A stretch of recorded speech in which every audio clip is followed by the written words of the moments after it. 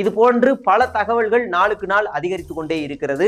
அந்த தகவல் எந்த தகவலாக இருந்தாலும் சரி, நாங்கள் உங்களுக்கு அந்த தகவலை கொண்டு சேர்க்கிறோம்.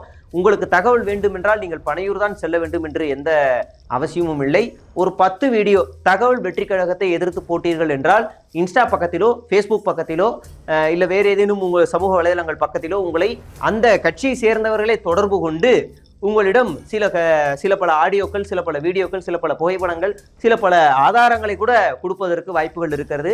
அப்படி எனக்கு வந்த ஆதாரங்கள், ஆட்டோவில் தாவேக்கா கொடி போட்டு கொண்டு, ஐயோ தாவேக்கான்னு சொல்லிட்டேன், சாரி, தகவல் வெற்றி கழகம், அப்போ அதுதான் தகவல் வெற்றி கழகத்தின் கட்சியினுடைய கொடி போட்டு வீட்டுக்குள் புகுந்து திருடி சொல்லக்கூடிய அந்த காட்சிகள் பதிவாகி இருக்கிறது. ஆட்டோ நம்பரோடு பதிவாகி இருக்கிறது.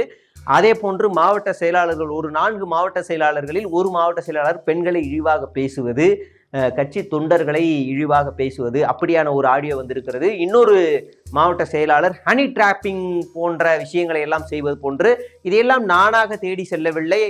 அல்லது ஒரு என்ன சொல்வது, இந்த பெரிய பெரிய சைபர் கிரைமு, இன்டர்போல் வைத்தெல்லாம் தேடவில்லை. நான் ஒரு 10 வீடியோ வெளியிட்டேன். 11வது நிமிஷத்திலிருந்து எனக்கு இந்த பல ஆதாரங்களை அந்த கட்சி நிர்வாகிகளே எனக்கு அனுப்பி கொண்டிருக்கின்றார்கள் என தகவல்.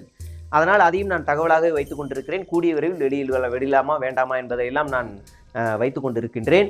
இப்போது ஏன் வெளியிடவில்லை என்றால், அதில் இருக்கிறதெல்லாம் சின்ன பசங்க, அதில் ஃபாலோ பண்ணுற சின்ன பசங்க. வெளியிட்ட என்ன ஆகும்னா, அரசியலே இப்படிதான்டா, கேவலமாக இருக்குது அப்படின்னு ஒதுங்கிடுவாங்க. அப்படி அவங்க ஒதுங்கக்கூடாது.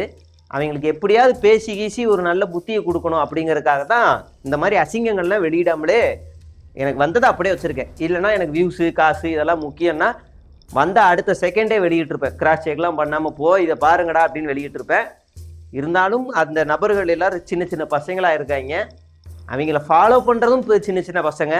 சரி, ஒரு சமூக அக்கறை, நமக்குன்னு ஒரு எத்திக்ஸ் இருக்குங்கிறதுக்காக ஃபாலோ பண்ணலாம். இது தகவல் இல்லை, இது உறுதியானது, இது நானா சொல்கிறது. ஆனால் தகவல் வெற்றி கழகத்தை பற்றி மீண்டும் நிறைய பேசுவோம். தகவலுக்கு நன்றி. மீண்டும் சந்திப்போம்.